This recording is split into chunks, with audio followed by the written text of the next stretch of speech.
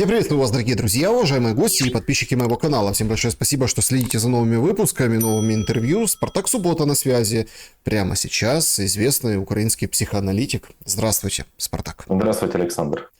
Начать наш разговор я предлагаю с вот этих событий, которые действительно тревожат и по-настоящему, триггерят, да. События международные, понятно, это вот загадка, будет, не будет Будапешт, кто его срывает, что делает, Европа противостоит. Вокруг много этих инсинуаций, но, кажется, мы начали все привыкать к Трампу. Прям вообще, вот то, о чем вы говорите неоднократно, это вот становится наяву. То есть, как бы, вам проще, вы, применяя профессиональные инструменты, как бы считываете модель поведения, и вот сейчас очередная история, то есть... Давайте Будапешт, а нет, Будапешт срывают, а вот там европейские идеи отвергает Россия, говорит, это противоречит Анкориджу. Выходит Трамп, а его спрашивают прямо, а будет или не будет Будапешт? А Трамп, возьми и ответь, я еще не решил. То есть встреча должна быть подготовлена, говорит он словами Путина. То есть мы готовим встречу, будет, не будет, пустая, мне встреча не нужна. Соответственно, отсюда проистекает очень интересное дерево следующих вариаций. Да? Ну, это для людей думающих. Если Будапешт будет подготовленный, то это как раз-таки и лучше, потому что это приведет к окончанию войны. Но у нас об этом никто не говорит. А все плюс-минус толковые или не очень, или такие известные или не очень, пророссийские, проукраинские, проевропейские, про вообще какие-то там сами по себе аналитики говорят, нет, война будет продолжаться. Но фраза «Будапешт должен быть подготовленной» это как раз-таки и заявка на то, что война будет останавливаться. Но у нас так никто не считывает. Почему? Потому что подготовленный Будапешт подразумевает остановку войны, невыгодную для Украины. Не для украинцев. Не путаем. Для украинцев она выгодная. Дело в том, что, как метко подметил Рубио, он сказал одну очень такую вещь, но хочу сделать акцент на том, что он это сказал за закрытыми дверями. Это, скажем так, один из источников, который доступен только, я думаю, Арестович тоже знает этих людей, которые это рассказывают, потому что он их знает напрямую. И вот рассказывают, что за закрытыми дверьми Рубио сказал одну очень хорошую вещь. Он сказал, что единственный, кто победит в этих переговорах, это народы Украины и России. Украина и Россия проиграют, оба проигрывают в этой истории, потому что каждый из них должен будет пойти на уступки. Потому он верно заметил, что выиграют народы. Но дело в том, что не народы у нас теперь избирают власть. Не народы. И несмотря на то, что мы надеемся на адекватное завершение войны, для нас войны, русские это называют СВО, у них же там нету такого ажиотажа по этому поводу, но тем не менее они несут потери, и тем не менее им сложно. И у них уже НПЗ как бы не в такой безопасности, как было несколько ранее. Потому они все тоже заинтересованы в этом, но они не хотят, им нужно дать какие-то результаты. Чтобы впоследствии этот народ думал, что народ выиграл, необходимо дать какие-то результаты. Раньше были результаты. Результат, например, Крым. Результат, да, результат. Донецк, да. Но теперь нужна вся Донецкая область. А теперь смотрите, буквально вчера я хочу вам подметить такую вещь, на которую, наверное, немногие обратят внимание. Сфера, которой я занимаюсь, когнитивистика. Мы, по сути, изучаем мышление людей, ошибки мышления, когнитивные искажения, вот эти вот все, что как бы мы обычно это игнорируем, но оно сильно влияет на принятие нами решений. Что говорят? Трамп говорит, необходимо заканчивать войну, и он якобы предложил отдать весь Донбасс. Ну и, собственно говоря, Запорожская, Херсонская область, они ее не будут трогать, они ее отдадут по линии разграничения. То есть они не отдадут ее полностью, только по линии разграничения. А теперь заметим вот какую вещь. 78% Донбасса, согласно, скажем, нашим источникам из Украины и источникам из США, 78% Донбасса сейчас оккупировано, то есть находится под контролем Российской Федерации. И смотрите, какой меткий момент используют. Они предлагают два варианта. Они говорят, что у вас есть выбор. Либо 78% контроля над Донбассом остается у Российской Федерации, либо мы останавливаем войну по линии разграничения. Вас ничего не смущает? Это одно и то же. Да. Но это подается как гениальная идея. И я, честно говоря, смотрю на это и думаю, это шутка какая-то, может, я что-то не так понял. Ну, знаете, открывай другой, Нью-Йорк Таймс. Там вот предложили то-то-то. Думаю, ладно, хорошо, политику. То есть я начинаю как бы сравнивать. Это впаривается. Знаете, как это выглядит? Вы приходите в магазин, смотрите, красный ценник. На ценнике написано 250 гривен. Вы думаете, класс, вы срываете красный ценник, а там зеленый ценник, 250 гривен. Вы думаете, так, секундочку, не понял. То есть это одно и то же. Это просто эффект контраста. Нам создают условия, при которых выбора никакого нет. Есть только либо хуже, либо плохо. Плохо – это отдать 78%. Естественно, для украинцев это недопустимо. Хуже – отдать весь Донбасс и все остальное оставить по линии разграничения. И в этой всей истории, опять-таки, давайте обратимся к нашему великому Трампу, который просто, это форменное безумие. То, что вот если в отрыве от контекста не знать Трампа и не знать его истории, если слушать, что он говорит, выглядит так, как будто он не понимает, что происходит, и он каждый раз толкает новую повестку. Он все делает правильно. Мы 1000 раз уже об этом с вами говорили, и я и комментарии читал, и люди говорят, Трамп понимает, что он делает. Он расшатывает все области во все стороны для того, чтобы потом выбрать удобную позицию для выбора компромисса, который удобен ему. Компромисс будет удобен только ему. Британцам компромисс будет невыгоден. Индия, Китай, Восток, все пострадают в этом вопросе. Ну как, финансово, имеется в виду территориально. Россия и Украина столкнется с дискомфортом, однако народы выиграют. То есть, что самое главное, народы выиграют, перестанут умирать люди. И я не знаю, насколько это там вам интересно или нет, но отношение американской политической элиты к самому Зеленскому сильно просело. Венс и раньше, сцепя зубы, его не троллил. Ну, то есть, как бы просто старался уже, знаете, потому что, видимо, пару раз после высказываний в марте Трамп ему сказал сбавить, наверное, обороты. Но то, что происходило за закрытыми дверьми, я думаю, вам рассказывали уже, да и вы раньше всех узнаете новости, мы просто их, по сути, комментируем. Но что происходило вот эти вот 1,5-2 часа, пока они находились за закрытыми дверьми? Там же не было ничего хорошего. Там же не было никакой, скажем так, не было радикального принятия позиции Зеленского. Об него вытирали ноги и издевались. То есть, на самом деле делали вещи, которые очень неприятны. И мы знаем натуру Зеленского. Зеленский это не простит. Кому? Он не простит. Вот в том-то и дело. Он не простит это ближайшему окружению. Всегда виноват тот, кто был рядом. Это похоже на, знаете, истории с лудоманами. Когда лудоман со своей женой приходит играть в казино, он все проигрывает, а впоследствии заканчивается тем, что он ее избивает в номере. То есть вымещение агрессии происходит на людях, которые к этому прямого отношения не имеют. Может быть, и хотели бы остановить, но не могут. И буквально цитаты, которые вот сейчас среди тех политиков, которые находятся на территории Испании и в Дании, рассказывают очень интересные фразы, как Венс издевался над Зеленским, это просто унизительно. И когда человек с таким масштабом эго сталкивается с тем, что с ним не считаются, и он понимает, к чему ведет, то есть, понимаете, ладно, если бы над ним поиздевались и дали томагавки. Но это ж заканчивается тем, что никто никаких томагавков не даст. И такие придумываются причины смешные на самом деле. Но ему никто эти томагавки не даст. И при этом отношение к нему достаточно неуважительное.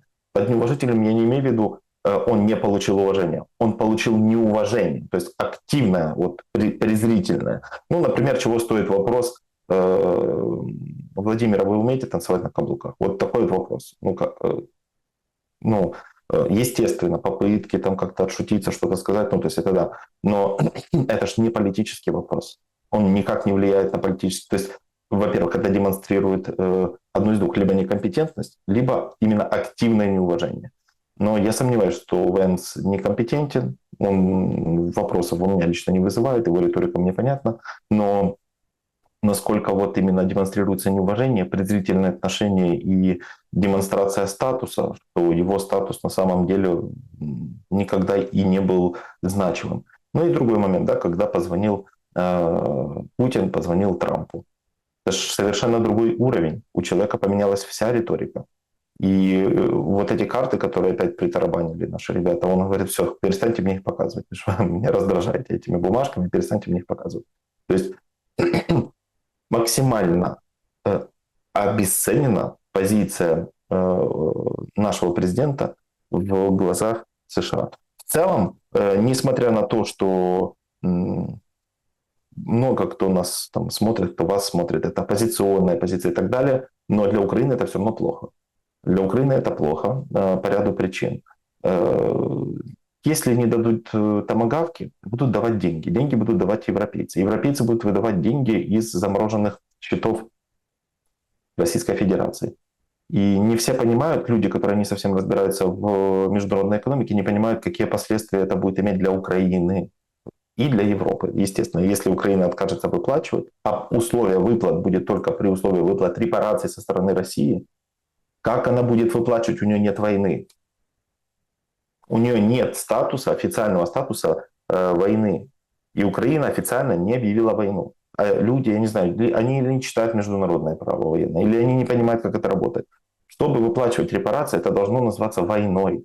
Не в телевизоре, не на марафоне, не дома, как мы это все обсуждаем, когда едим там какую-то еду, знаете, вот у нас война. Это официально должно считаться войной. И хоть весь мир это и называет войной, для того, чтобы она являлась войной, мы должны что-то в ответ сказать. Да, мы объявляем. Или они должны объявить. То есть они же делают очень удобную вещь, как делают американцы. Они что? Они смотрят на какую-то страну, они наблюдают, что там происходят процессы, которые финансово невыгодны США. Они объявляют в рупор: демократия в опасности. Они туда заходят. Просто все под статусом, внимание, специальная военная операция.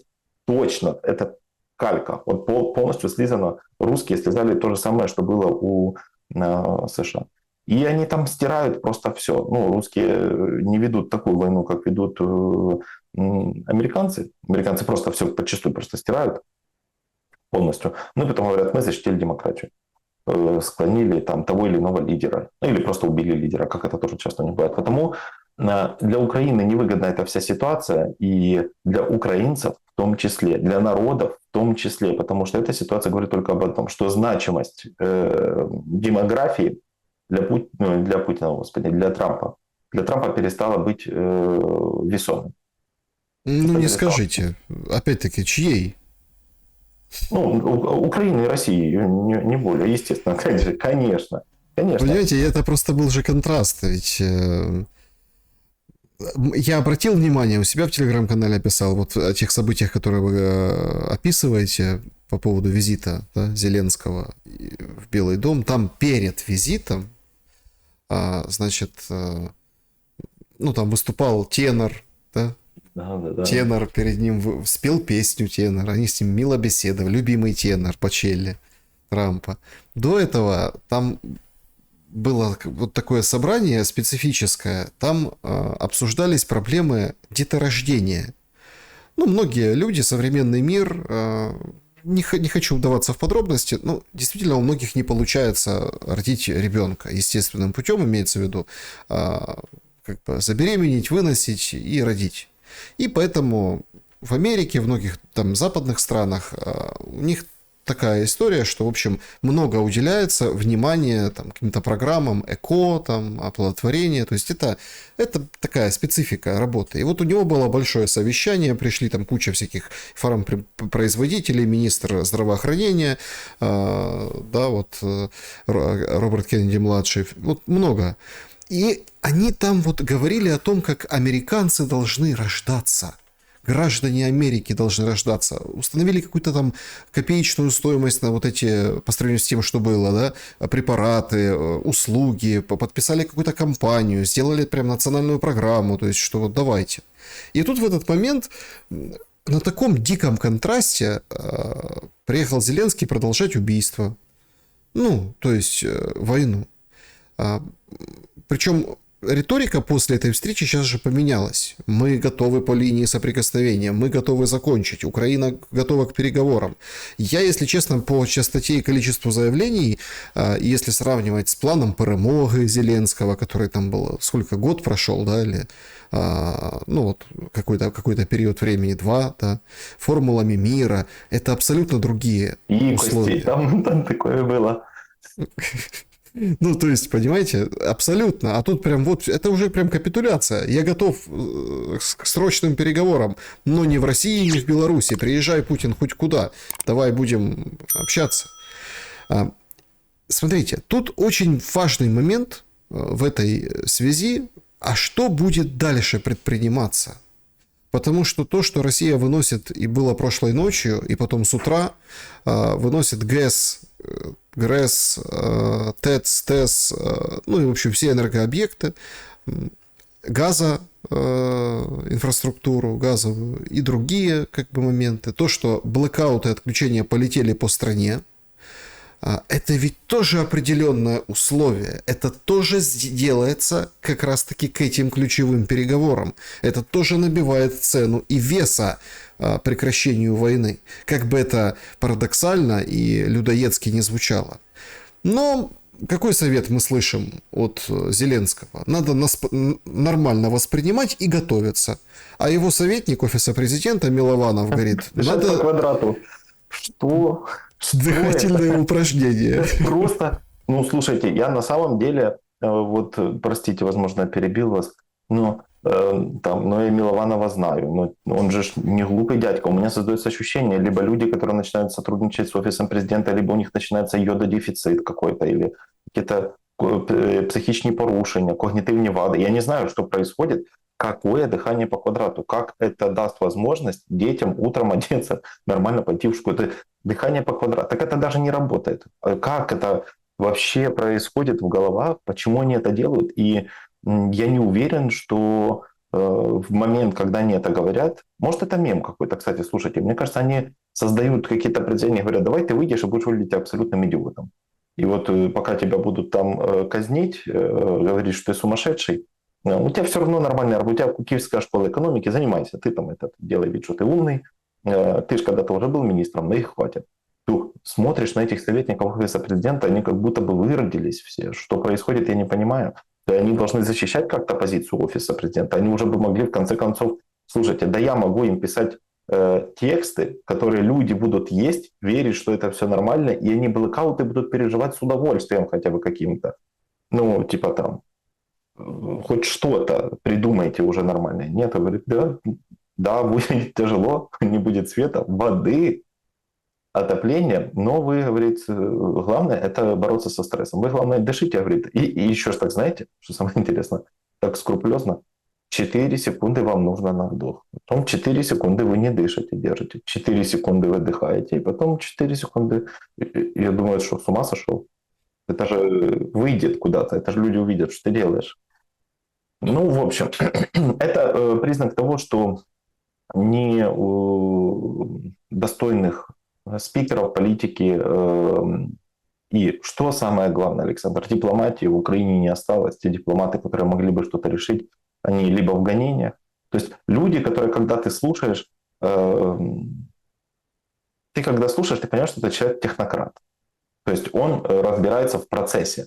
Почему для меня важны технократы, а не просто какой-то паяц, который будет рассказывать то, что от него требует офис президента. Я хочу, чтобы когда политику задают вопрос по определенному направлению, он мог сесть вот так с бумажкой и рассмотреть. Сейчас я тебе все очень просто объясню.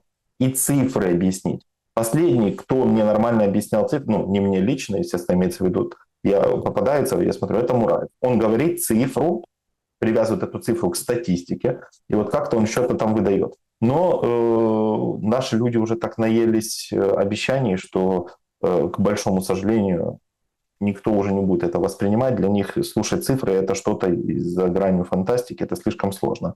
Потому что, как я уже когда-то говорил, на втором, по-моему, этом нашем эфире, я это запомнил, что у человека сильный перекос, не может он мыслить логически, когда у него нет электроэнергии. Ему нужно понять сначала, где ему пауэрбанки зарядить.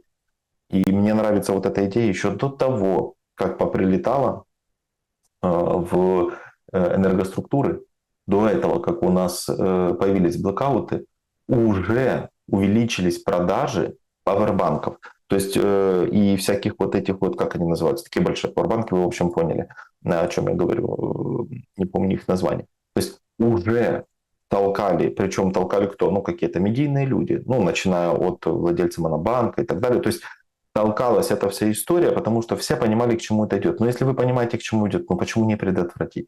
Почему даже 40% энергоструктуры не защищены мешками с песком, хоть чем-нибудь? Почему? Это же на бумаге есть. Но потом же приезжают, вот, приезжают сотрудники энергослужбы, они же все это комментируют, они же записывают, они же не могут записать. Мы приехали, тут все было защищено, но мы проиграли. Они приезжают и говорят, ни хрена не защищено, ничего нету. Вот, ну, они вынуждены. Их потом, конечно, будут увольнять, казнить, отправлять на фронт, что угодно. Но они вынуждены фиксировать факт, чтобы потом не сидеть в тюрьмах. И они это фиксируют. Ну, неужели вы это не понимаете? То есть у меня создается ощущение, честно скажу, Александр, что здравый смысл покинул вот всех людей, которые пытаются хоть как-то выровнять ситуацию. Но наймите профессионала. Ну, есть же в Украине и там за ее границами профессионалы. Ну, пускай вы их не любите, Ну, пускай они вас подождите, не ну, любят. стойте. Ну, вы тоже как бы... Мне кажется, что нам нужно рассмотреть пристальнее, что ли, да, по вашей кафедре вопрос, пристальнее рассмотреть. Что-то с ними со всеми происходит, вы сами сокрушаетесь. Ну, вот вам профессионал. Такие я просто, ну, вот там в кулуарах, или там, ну, понятно, не шибко публично, да и публично некоторые, так хвалили вот этого бизнес-омбудсмена Ващука. Ну, такой умный дядька, такой вообще. Он говорит в правду, от которой стынет в жилах кровь на 4-м году войны. Каждый мобилизованный, убитый, к сожалению, да, уехавший, ну вот украинец, который пошел на войну, или который уехал, сбежал, или который погиб от того же дрона, или от тех же... Ну, кстати, опять, понимаете, опять, вот я не люблю, когда меня вот обвиняют в циничности, но мы же видим статистику. Массированнейший удар. Фактически все Поднепровье вот это вот было, Киев, да, там действительно суммы там попали в здание детсада, в общем, в общем, это все так очень трагически звучит. 6 погибших, да, 13 пострадавших в Запорожье. То есть там 15 многоэтажек пострадало, 13 в Запорожье человек пострадавших. То есть абсолютно несоразмерные статистики с той боевой мощью, которая применилась. И как бы это ни цинично было, каждая жизнь важна и всем соболезнования, но это не те объемы, ну, скажем так, которые показывает Зеленский. И как назло, понимаете, сегодня где Зеленский? В Швеции. То есть это стало абсолютной закономерностью. Это вот прям требует отдельного внимания. Значит, мэр Ивано-Франковска у нас знал о предыдущем ударе массированном. Мэр Ивано-Франковска рассказывал, сообщал своим, что будет вот сейчас, типа, берегите себя. Зеленский в эти дни опять за границей решает очень важные вопросы по деньгам и оружию. А в Украине вот это вот все там, горят многоэтажки в Киеве, Запорожье, другие города, там Черкасы без света, ну и так далее, и так далее, и так далее. Понимаете, это уже становится понятным. Они знают, когда будут стрелять. Они знают, куда будут стрелять. Они все знают. Это их элемент расчета. Человеческая жизнь, не знаю, там, кашка, которую маленькому ребенку не сварили, потому что, ну, не из чего. Не из чего, да. То есть, и так далее, и так далее. И этот Ващук говорит, что это освобождают место для других, для приезжих работников, для мигрантов. И эта картина мира уже выстроена, она уже есть. Это не конспирология, это не какие-то одиозные, подсанкционные, злые, нехорошие, не проукраинские или там враги Украины говорят, что украинцев истребляют. А украинцы на это смотрят и наблюдают, понимаете? И сказать никто ничего не может. Для того, чтобы что-то сказать, должно быть понимание того, что происходит. Они это видят, но они это не понимают.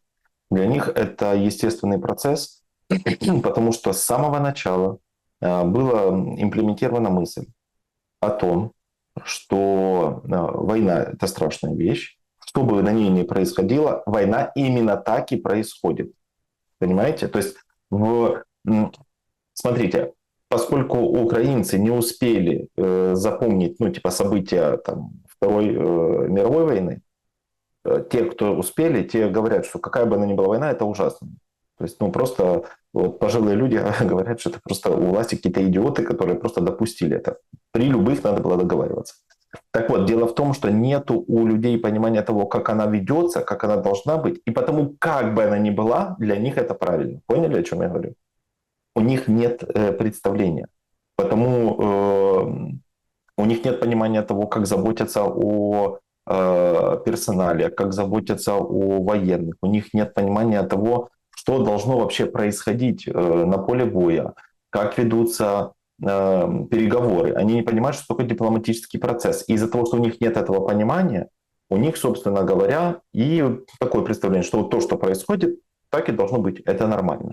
И еще момент по поводу истории с освобождаются места. Для кого? Второй раз за 2 недели акцент делается на том, что эти места освобождаются для представителей там, Ближнего Востока, для представителей Азии. То есть никто не говорит о том, что к нам приедут финны. Ну, то есть нету такой идеи.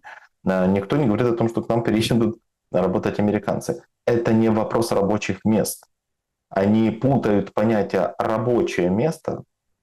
Вот они думают, что человек, который будет работать и переносить, ну, увеличит ВВП. Во-первых, это большая часть этих работ, они не связаны напрямую с развитием внутреннего валового продукта. Это вообще не продукция. Это дешевая рабочая сила, которая, внимание, Александр, статистически уже это просто понятно, будет плодиться так, что мало не покажется. Среднестатистически, вот я в Испании живу, я вам скажу так, у среднестатистического пакистанца, самого обычного, у которого нет много денег, который зарабатывает меньше, чем обычные граждане, у него 4 ребенка. У нас, вот мне буквально вчера ночью писала там знакомая, которая в Украине, говорит, у нее заведующая родильным отделением в Киеве на Соломенке, говорит, что рожают 2 категории людей. У нас, говорит, либо маргиналы, либо 3-го ребенка. Ну да. 3-й ребенок – Да. это возможность избежать мобилизации отцу, да. И то не всегда, сейчас уже не всегда. Мы сейчас знаем, что уже депутата одного случайно мобилизовали, а у нас же как у нас нет обратного закона. Если вас мобилизовали даже незаконно, размобилизовать не получается. Ну, есть один прецедент, когда деда во Львовской области, лежачего инвалида первой группы, его сына приняли, это резонансная история, причем ТЦК говорит, так ну, там задержали справку, да, об отсрочке, справку из управления соцзащиты, и он говорит, ну, я все подал, вот у меня, вы же знаете, мобилизация идет не первый год, вот у меня дед, вот я с этого села, вот глава сельсовета, а его все равно заперли в учебную часть, потом его освободили, вернули к отцу этого мужчину, а ТЦКшника наказали штрафом 34 тысячи гривен. Он говорит, я майор, я не такой опытный, извините. Хотя до этого, во время вот этого скандала, когда этого деда показывали по всем, лежачего, по всем там, везде, короче, он на всех каналах был, говорили, что нет нарушений в действиях ТЦК, извините, такой закон. Оказалось, суд назначил штраф 34 тысячи гривен этому майору, а он косил, что он неопытный. Поэтому такие прецеденты, как бы видите, они единичные, но это исключительно ради того, чтобы каким-то образом наверное, балансировать, да, и чтобы власть уж шибко не казалась людоедской. Один громкий, очень очевидный такой резонансный эпизод позволяет снизить в значительной мере шум среди людей. Потому что есть много других примеров, когда мужчина, и у него 3 детей, его все равно мобилизовали. Или мобилизовали человека, который работает преподавателем. Ну, это же реальные дети, это научный состав. Где вы будете искать новых людей? Преподавателей новых нет. Где вы их найдете? И потому вот тоже такие прецеденты, знаете, вот если бы они показывали среднестатистические вот такие эпизоды, там, где человека, у которого 3 детей, человека, у которого на самом деле бронь, преподавателя, они освободили, назначили штраф, и это бы стало каким-то прецедентом, у нас нет прецедентного права, но это бы стало прецедентом для понимания людей. Вот, это уже, конечно, на что-то повлияло. Но не у всех дома лежачий отец, потому это тоже нужно учитывать. А мобилизуют, дай бог. И если мы будем говорить по поводу того, кто рожает, я же говорю, либо маргиналы, либо третий ребенок, от этого населения все равно убыль. Нету... да, вот еще у входа, это вообще отдельная история. Я сначала не поверил, а потом посмотрел фотографии, поискал, да, на самом деле, у входа в роддома стоят ТЦК. То есть, понимаете, не дают возможности мужчине прийти даже ребенка. Ну, уже какие-то должны быть... Я, может, там не самый набожный и святой там человек, это понятно, но ну, должны же быть какие-то уже хотя бы, извините, понятия какие-то. Ну, дайте человеку прийти хотя бы на ребенка посмотреть, что вы его, ну, почему должен идти в ужасе туда. Это ж ненормально. Он принес что-то полезное для государства. Он дал еще одного будущего налогоплательщика. Он поддержал нацию. Но это все игнорируется. Сейчас больше акцента делается на том, почему не говорят на русском языке. Кстати, на украинском языке. Кстати, удивительно то, что когда нас сливают какие-то записи наших политиков, которые говорят на русском языке, но они же все говорят на русском языке, мы же не будем сейчас притворяться, там единицы из них говорят на украинском, и то те, кто всегда говорил, это всегда очевидно, их не так много, но почему-то у людей не возникает мысли, что это неправильно. Вот мовные патрули, на них не нападают, вот эти вот двойные стандарты. Это вот черта наша, что мы готовы бить только того, кто сдачи не даст. Потому что если кто-то даст сдачи, то придется это как-то, скажем, модным словом менеджерить, да, придется как-то, так еще же больно оно бывает. А бывает, вот сейчас мы тут начали вести дело против какого-то политика, который в быту разговаривает на русском языке, надо что-то делать с этим. Они ничего не смогут с этим делать. Потому это очень жалко выглядит. И, кстати, на это обращают внимание в Европе. Об этом, может, никто не говорит, но обращают внимание, когда я говорю, что я из Украины, говорят, у вас там такая страшная война, так жаль, внимание. Это говорят люди, которые к войне не имеют реально никакого отношения. Так жаль, что ваше правительство не может ни с кем договориться. То есть люди же понимают, тут же в Испании люди из Колумбии, из Аргентины, у них же тоже не все гладко. И они понимают, кто всегда виноват. Спартак, тут еще один такой момент важный. Юрий Луценко в диалогах с Бориславом Березой выдвинул очень интересную концепцию. Значит, все те, кто уехал из страны, кто ушел в СЗЧ, кто по-русски говорит, вот эта плеяда людей, их нужно обложить пожизненным налогом на войну. Ну, то есть, они должны платить военный сбор пожизненно. То есть, смотрите, есть люди, которые там, например, тоже какой-то сумасбродный, многие говорят, что ты его там вспоминаешь, но это, смотрите, за это приходит СБУ, кладет лицом в пол, шьют уголовное дело, причем серьезное, с большими сроками, может там не 15 лет, но тем не менее. В интервью Олег Скрипка говорит, что я хочу, чтобы, то есть военный переворот был, чтобы у руля Украины стал военный человек. А в политике, в управлении страной были только военные люди, которые, видимо, военные имеется в виду, прошедшие через эту войну, потому что через эту войну не только военные в классическом смысле слова проходят, и не только военные люди растут по военной лестнице, там раздают всем подряд звезды, потому что, такая ситуация. За это вообще сажают в тюрьму. Откровенно. Это призывы к перевороту. То есть к поваленню державного устрою. Да, когда военные, когда хунта приходит, военные управляют государством. Но это очень ложится в нарратив офиса президента. Об этом когда-то тоже Ермак говорил. Хотим, чтобы больше в стране управляло людей, которые прошли через войну, военных.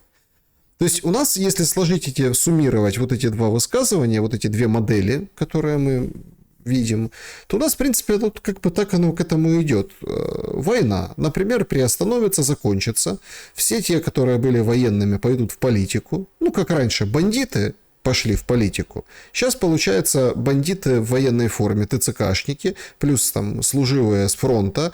И это же не будут там те реально, которые... Там, эти реальные, которые там без ручек, без ножек, которые реально погибли, ну, погибали на войне, которые выжили чудом. Им их будут брать во все вот эти структуры партии и вот так вот показывать, мол, смотрите, у нас есть настоящий боевой ветеран. А функционирование государства действительно отдадут вот этой касте людей. А все остальные будут платить пожизненный налог на то, что они не воевали, или уехали, или там где-то, или уклонялись от службы, или какие-то еще, не дай бог, СЗЧшники. То есть отличное государство вырисовывается, отличные перспективы нам рисуют. Что скажете по поводу этих картин мира? Почему-то у людей есть... Давайте так, сначала самого, да. Ну, то, что там сказал Луценко и Береза, я вообще не воспринимаю Березу как эксперта. Для меня это не эксперт в вопросах госустройства по многим причинам. И мне даже сложно придумать, в чем он эксперт. Потому, если мы будем говорить о том, что они сказали, это просто демагогия. То есть это просто какие-то идеи, это, знаете, для меня это... Я не знаю, как вы к ним относитесь, может, вы их уважаете там или еще что-то, но не хочу там ваши предпочтения как-то обидеть. Но для меня это ощущение, как будто два синяка на кухне, и им просто принесли реально микрофоны, и причем поставила жена микрофон и камеру, и такая, типа, сюда говори. И они такие, ну, ладно. И они просто, ну, говорят. И мне когда-то попадались вырезки того, что они говорят. Для меня это, я же говорю, это демагогия. Просто на самый простой вопрос. Скажите, пожалуйста, как вы будете регулировать процесс обложения вот этим пожизненным налогом, если вы не знаете, человек ушел в СЗЧ, или его объявили в СЗЧ по какой-то другой причине. Например, у меня есть очень близкий мой товарищ. Он из ГУР-МО, те ребята, которые в Белгород выходили. Он после боячек, после ранения попал в госпиталь. Он был без сознания несколько дней. За эти несколько дней, Александр, просто вдумайтесь, его объявили в СЗЧ. Потому что бумажку, это нонсенс, потому что бумажку не смогли донести люди, которые должны были это сделать. Ну, человек без сознания. Он потом, когда вышел, он говорит, вы что, шутите? Я же без сознания лежу. Вот врач. И врач говорит, то есть, чтобы вы понимали, врач в госпитале говорит, вы в своем уме, какой СЗЧ? Он тут все время лежал, он без сознания. И у него болты в позвоночнике. Вот мы операции делали, вот все показывает. Говорят, извините, процесс уже пошел, ему необходимо будет там прийти на суд. Он говорит, я вас понял, и он уехал. Все, он никогда не вернется в Украину. Это понятно. То есть он, а это человек, это офицерский состав. ГУР. То есть это не офицерский просто, а это человек, который занимался серьезными операциями. Ну, то есть это делал что-то для государства с большими рисками. Он говорит, я потерял половину своих друзей на войне. Потому как вы будете это регулировать? Это человек военный, это человек, у которого есть награды серьезные. То есть у него есть статус. Среди военных он пользуется уважением. Наложите на него налог, вы посмотрите, как военные отреагируют. Потому что очень многие среди военных, которые реально сделали для государства очень много, они ушли в СЗЧ. Как они будут это регулировать? Для меня это выглядит очень смешно. Это типа, давайте сделаем вот это. Хорошо, а как мы это будем считать? Ну, вот это вот я, говорить, не подумал, конечно, но надо это сделать. То есть для меня это очень слабый аргумент. Потому мое мнение по поводу этих экспертов вы, собственно говоря, услышали. По поводу того, что придут военные к власти. Я знаю некоторых военных, которые военные по обстоятельствам. Они очень классные, они хорошие дипломаты. Они, например, я знаю нескольких сильных юристов, экономистов, адвокатов. Я знаю психиатров, которые пошли воевать. Просто вот военный – это вторичный статус, который он получил в связи с войной в Украине. Но они, когда вернутся, они могут работать там, где они работают. То есть кто-то из них пойдет, например, в политику. Насколько таких людей? Ну, и сколько? Их немного. Это нужно учитывать. Это первое. Второе. Если они и пойдут, и вот надо будет просто забить военными власть. Э, Как показывает практика и как показывает история, ничего хорошего из этого не получится. Потому что после авторитарного режима наступает тоталитарный. И какое-то время он так держится, впоследствии потом наступает радикальная демократия. Так вот вопрос. Сколько придется ждать украинцам радикальной демократии, прежде чем вот этот вот, процесс тоталитарного подавления, особенно со стороны сильных, будет угнетать вообще все фронта, и экономические, и дипломатические, и так далее. Есть ли среди военных специалисты в области госуправления? Есть, я вас уверяю, я знаю несколько таких, даже некоторых не лично, они есть. Но большая часть из них говорит, как закончится война, я уеду. Те, кто не уедет, сколько их будет? Вы вообще понимаете, сколько людей нужно поставить на государственные должности? Ну, если мы просто только про министерство будем говорить, и давайте мы не будем говорить про все, как это любят там, американцы, палаты, давайте просто министров. Министров, где мы их возьмем? Специалист в области чего? Ну вот если, допустим, он был снайпером, но он министром чего может быть? Ну, то есть он убивал людей, у него это получилось хорошо, он защищал государство, он достойный представитель общества. Он заслуживает всего лучшего. Он заслуживает уважения, статуса, пожизненных выплат. Он все это заслуживает. Но какое он имеет отношение, например, к дипломатии? Как он понимает, как говорить? Он же поедет, представьте себе ситуацию, человек, который столкнулся реально с войной. Именно с войной. Пережил это все. Он поедет на какой-то дипломатический там саммит, где будет представитель России. Он не будет рациональным. Он уже, допустим, к этим представителям будет относиться иначе. А с ними договариваться надо. С ними надо что-то обсуждать. И потому среди военных полно крутейших специалистов. Многие специалисты стали военными, но у нас нет такого количественного показателя эффективных людей на новые позиции, которые прошли войну. Есть те, кто войну не проходят сейчас, те, кто продолжают учиться, уехали учиться или остались в Украине, учатся, занимаются бизнесом. Такие люди есть. Но если мы будем делать акцент на том, что нам нужно все забить военными, а то, чем занимаются в офисе президента, говоря о том, что нам нужно больше военных, это популизм. Вот как это работает? Представляем себе людей, которые делают асфальт, асфальтоукладчики. К ним приходит из муниципалитета приходит очень богатый мужчина и говорит: вот настоящие мужики. Вот после этого, они сейчас весь асфальт они уложат вот здесь вот в городе, я их себе заберу. И они такие: да, вот это у нас будущее. И они начинают сильнее, чуть-чуть эффективнее, лучше укладывать асфальт. Они меньше замечают воровство из бюджета, им приходят хуже материалы, но они такие: да не будем мы об этом говорить. Зачем нам об этом говорить? Мы же потом вон куда пойдем. Мы будем там работать, в кабинете. Это дает возможность снизить нарастающее недовольство, которое колоссальное на самом деле, просто об этом никто не говорит, среди военных. Вот эти обещания — это популизм, который дает возможность снизить градус накала среди военных. Естественно, какие-то военные попадут, кто-то уже хочет, но это, как правило, те, кто уже рвется и хочет, это не те, кто может. Ну, то есть они не могут это делать нормально. Он не может быть специалистом в области переговорных процессов. Не может. Он не знает, он украинский плохо знает. Русский не знает, плохо знает украинский.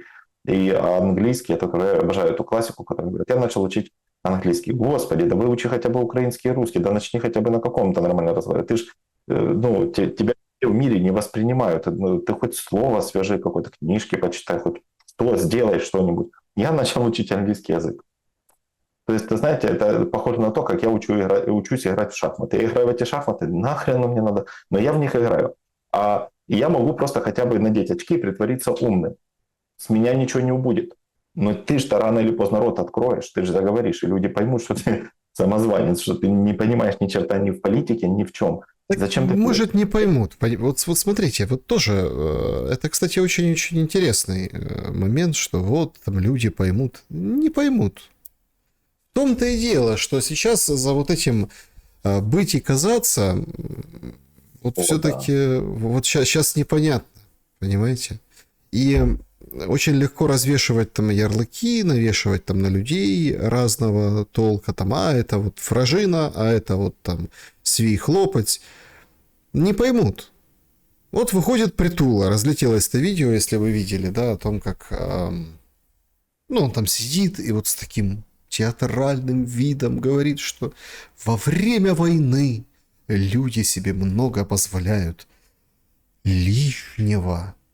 Говорит, чувак, который был замечен в Ля Сельпо, который покупал черную икру, там 4 банки, отдал 98 тысяч гривен так сходу, и как бы это все во время войны, это рассказывали, ну там, ну тоже бывший дипломат рассказывал, да, то есть тоже политическая фигура, говорит, жена его лично, это не то, что там байка, это вот жена лично видела.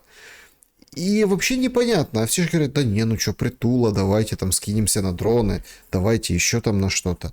Или там, например, Серненко, убийца человека, которого там четко, и все... И понимаете, в чем дело?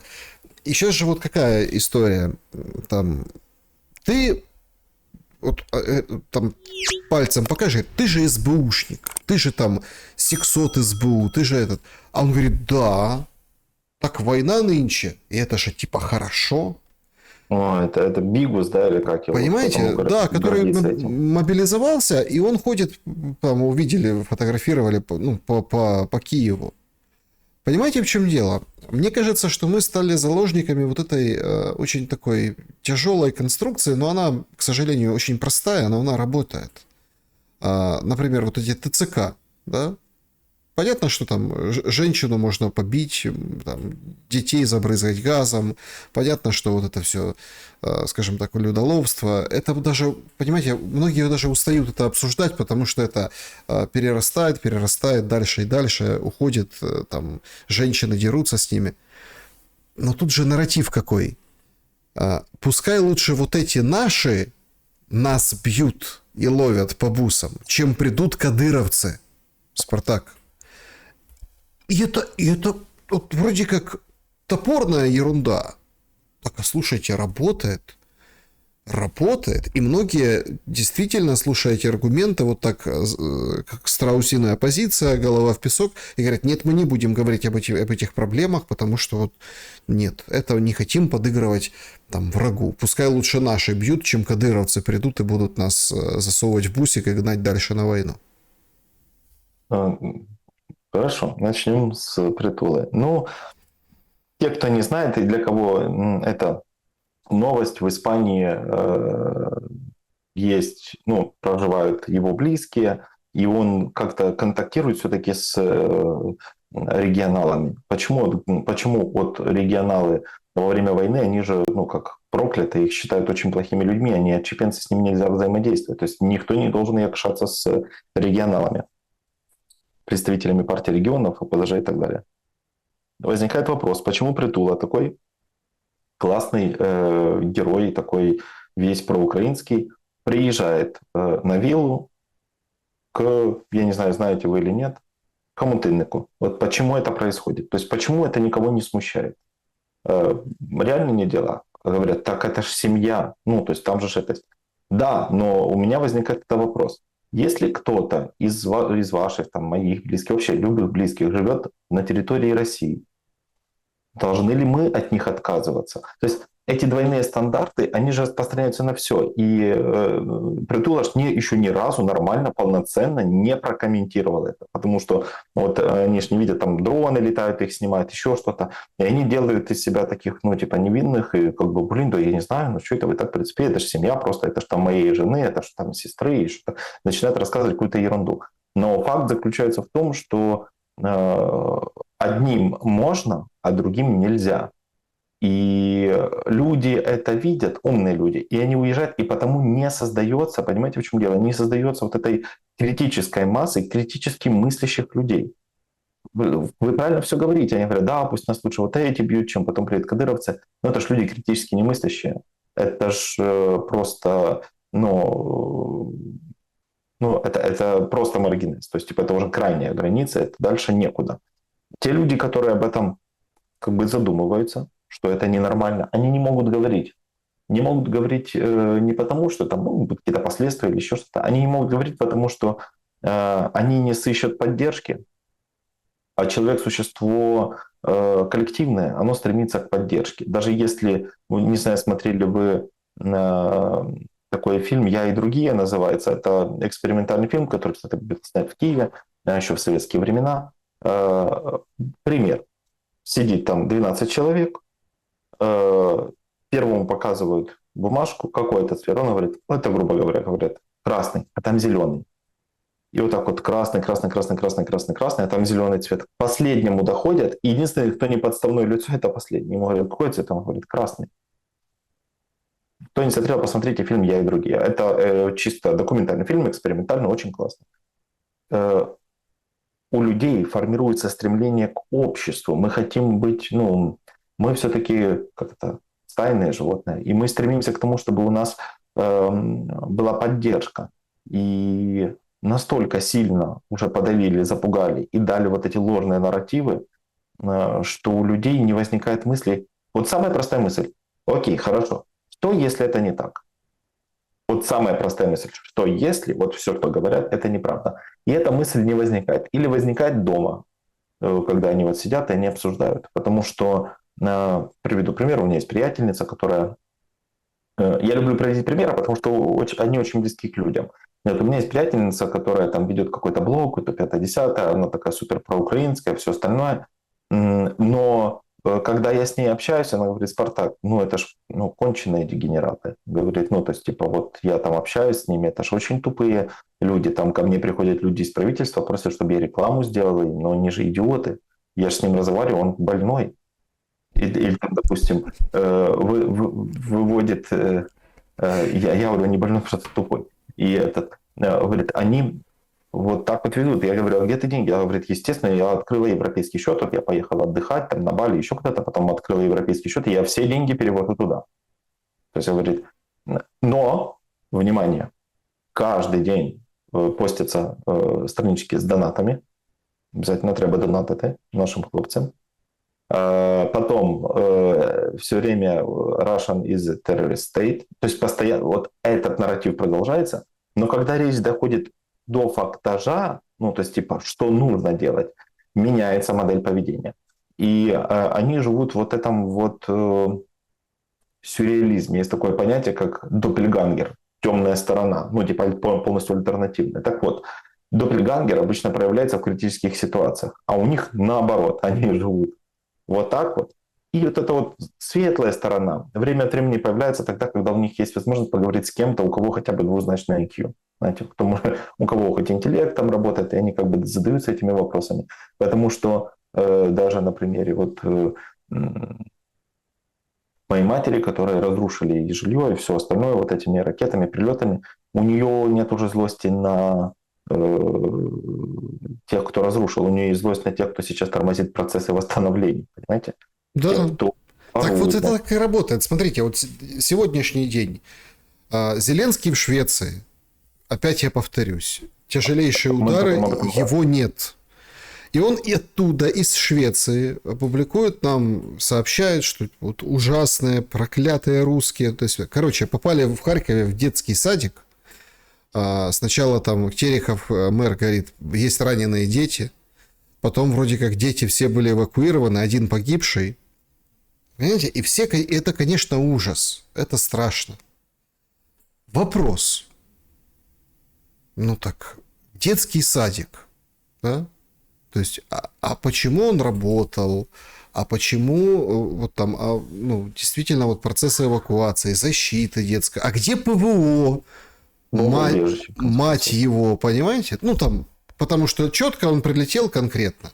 О том, что детские садики там что-то используются, не используются, это другая история. Кто-то навел, тоже такая привычная тема для этой войны. Например, скинули координаты, разведка, контрразведка, игры спецслужб, те запустили, прилетело, ой, жертвы, ой, какой кошмар. У Зеленскому как вот каждый раз за границей, и каждый раз как бы вот находясь в этом обществе, ну, в данном случае Швеции, да, сегодня, в этом обществе ему приходят новости из Украины, он делает трагическое лицо, пишет пост, и никто не сказал, так это же твои детские сады, так останови войну, так пойди договорись.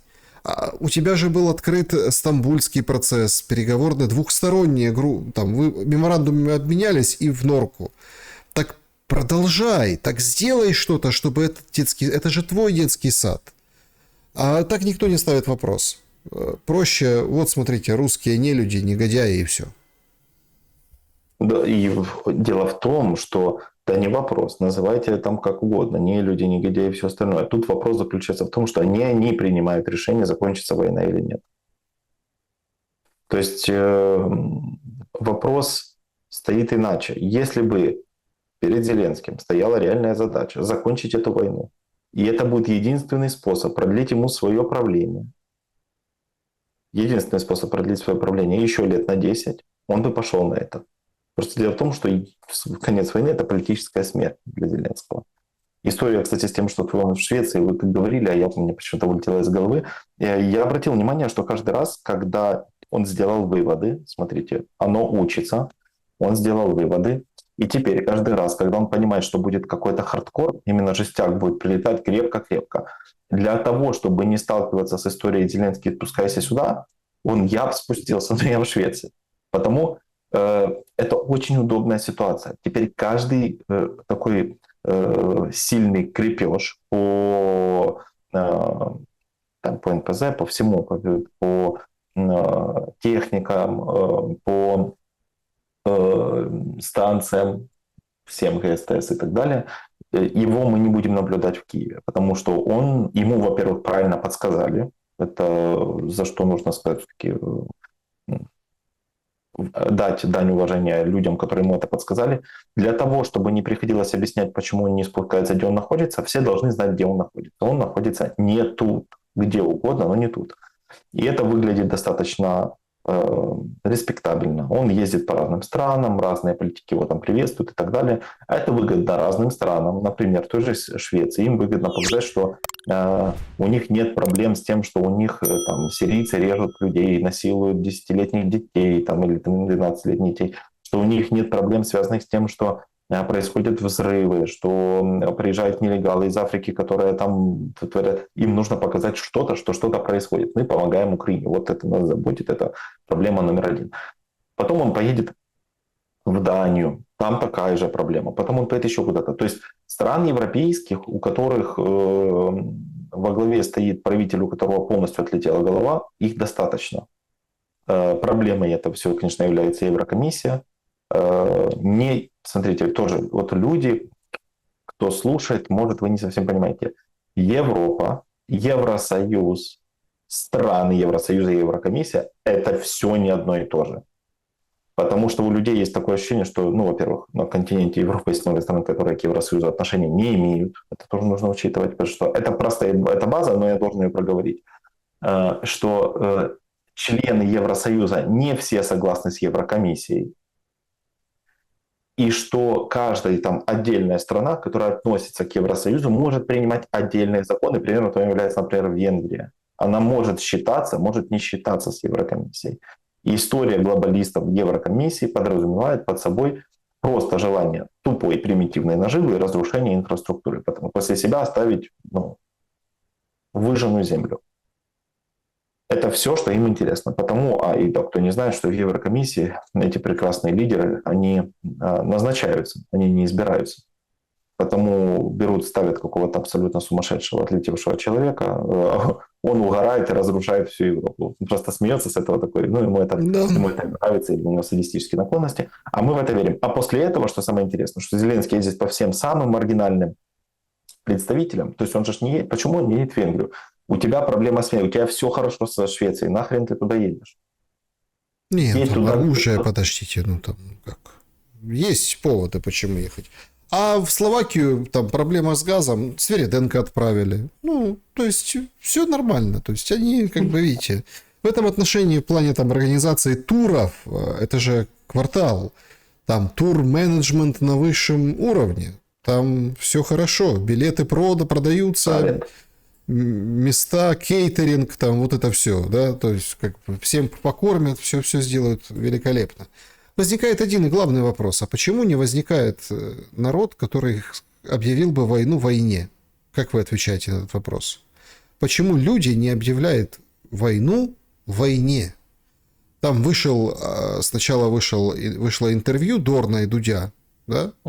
Потом альбом вышел, и там вот тоже, по-моему, там как-то тоже подобно звучит в одной из песен его позиция. Человек, понятно, не определившийся, человек, понятно, что ему больно и обидно, он в Россию не въездной, он в Украине враг, где-то там может в Варшаве выступить разок-другой. Этот альбом он написал, не мог выпустить, потому что это, несмотря на все там какие-то, ну, его творческие прибабахи Ивана Дорна, да, но видно, что ему тяжело, да, что это у него идет работа над собой, переосмысление с чистого листа, перенастройка под новые реалии и так далее, и так далее. Хотя человек вроде как, он проукраинский, но отвергнутый Украиной. Объясню. Для того, чтобы объявлять войну войне, это, в принципе, то же самое, что бороться, ну, реально, поддерживать мир. Всякое поддержание мира, оно интересно только людям, у которых высокое качество жизни, у которых достаточно развито самосознание, те, кто понимает, что жизнь одна, и, внимание, те, кто не хотят заниматься примитивным мщением чужими руками. А у нас обратная история. Очень много в Украине людей хотят мщения чужими руками. Руками американцев, руками каких-то санкций. Давайте отнимем деньги у русских, давайте вот люди пойдут воевать, давайте их мобилизуйте. Что это они такие здоровые ходят? Он еще в зал ходит тренажерный, значит сильный, будет хорошо, штурмовик будет. То есть им вот это желание мстить чужими руками. Я за месть, но мсти сам, самостоятельно, покажи пример.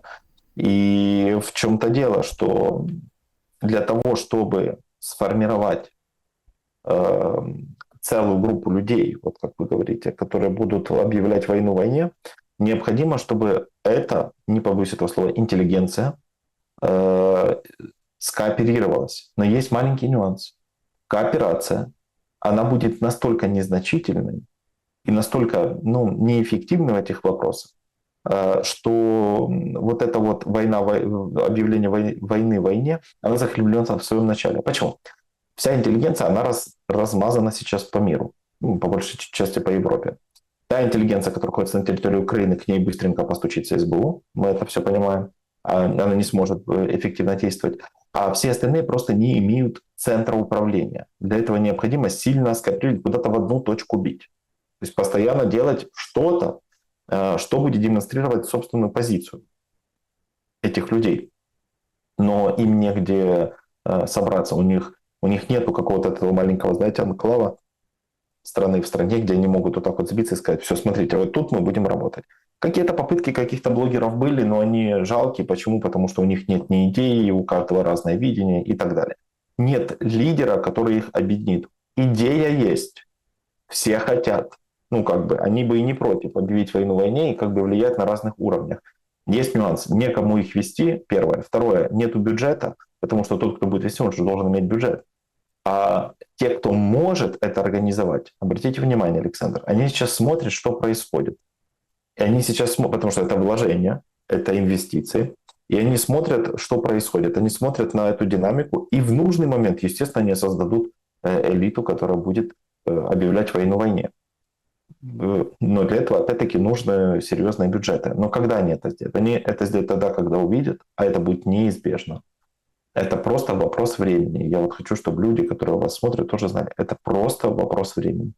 Когда эта история с бесконечными убийствами финансово заинтересованных лидеров во главе государства закончится.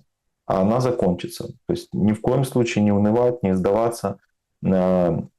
Самое главное, вот моя рекомендация, самое главное, это выживать. То есть уметь остаться в живых, не рисковать своей жизнью, не соглашаться на компромиссы, просто оставаться живым. Во-первых, пока вы живы, вы существуете, и у вас есть ваше мнение, вы сильны. Тяжелая жизнь лучше, чем какая-то героическая или там в чью-то честь смерть. Это вам точно скажу. Никто еще никому не поблагодарил за смерть. Не стоит идти умирать, не стоит рисковать, не стоит идти на какие-то уступки. Просто оставайтесь живы как можно дольше, занимайтесь своим здоровьем, организовывайте свою жизнь так, чтобы когда это закончится, а как я уже сказал, это неизбежно закончится. Это не вопрос десятилетий, это вопрос нескольких лет. Когда это закончится, у вас будет окно возможностей все догнать и все компенсировать. И забрать все свое. Я еще раз говорю, интеллигенция всегда впоследствии побеждает. Всегда. Нужно просто время. Спартак Суббота был моим собеседником сегодня. Спасибо за время и мысли. Спасибо, Александр. Друзья, берегите себя. Всем добра и света. Увидимся.